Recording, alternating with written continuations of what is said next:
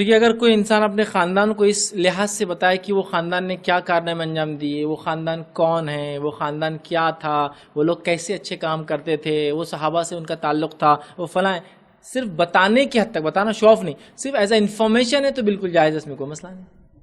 لیکن بتانے کا مقصد اگر یہ ہے کہ ہم اونچے ہیں دوسروں سے، افضل ہے، اعلیٰ ہے، عرفہ ہے، یہ پرابلم ہے سب سے بڑا، اور یہ تکبر ہے۔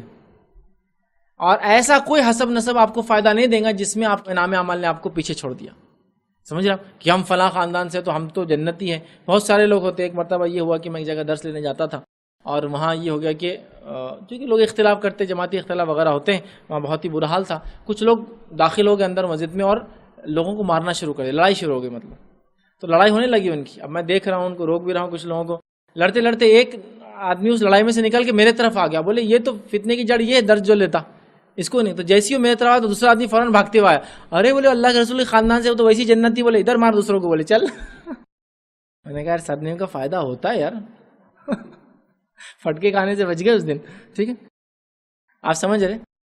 تو لوگوں کا بڑا وہ ہے، نہیں بولے یہ تو کچھ بھی کرو، بولے گناہگار سے گناہگار رہو، جنت تو ان کی ہے ہی، بولے یہ دوسرے کا کو بگڑ رہے، بولے اس کی وجہ سے ان کو سدھارو، بولے اپن، سمجھ رہے آپ لوگوں کے اپنے اپنے مزاج۔ تو یاد رکھیے یہ ایسا اونچ، ایسی نیچ اسلام میں نہیں ہے۔ تو کوئی انسان اگر اپنے آپ کو فلاں خاندان سے، اپنے آپ کو فخر جتلانے بول رہا ہے، یہ بہت ہی گھٹیا پن ہے، یاد رکھیے۔ ہر آدمی اس کے اعمال سے جج کیا جائے گا۔ میں نے وہ حدیث اس سے پہلے رکھی تھی، بس مختصر دہراتا ہوں۔ نبی اکرم صلی اللہ علیہ وسلم کے سامنے سے ایک آدمی گیا، آپ نے صحابہ سے پوچھا یہ آدمی کیسا ہے؟ تو کہا کسی کے رشتہ بھیجے تو قبول کیا جائے گا، کسی کو مشورہ دے تو سنا جائے گا، کسی مجلس میں جائے تو اس کو دھیان دیا جائے گا۔ وہ چلا گیا۔ دوسرا آدمی گزرا، اللہ کے رسول صلی اللہ علیہ وسلم پوچھا اس کا معاملہ کیا ہے؟ تو کہا یہ کسی کو رشتہ بھیجے تو قبول نہیں کیا جائے گا، کوئی اس سے مشورہ لینا پسند نہیں کرتا، یہ مجلس میں آئے تو لوگ وہاں سے نکل جائیں گے۔ نبی اکرم صلی اللہ علیہ وسلم فرمایا جو پہلا آدمی جس کے بارے میں تم نے کہا نا، جس سے شادی کا رشتہ بھیجے تو قبول ہوں گا، اس کے مشورے لیے جائیں گے، ویسے انسانوں سے دنیا پوری بھی بھر جائے نا تو یہ ایک انسان کا مقابلہ نہیں کر سکتے۔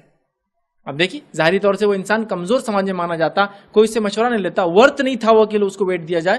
اللہ کے رسول فرما رہے وہ پہلے انسان کے جیسے اگر پوری دنیا بھر دی جائے نا تو یہ ایک انسان کا مقابلہ نہیں ہو سکتا نیکی میں۔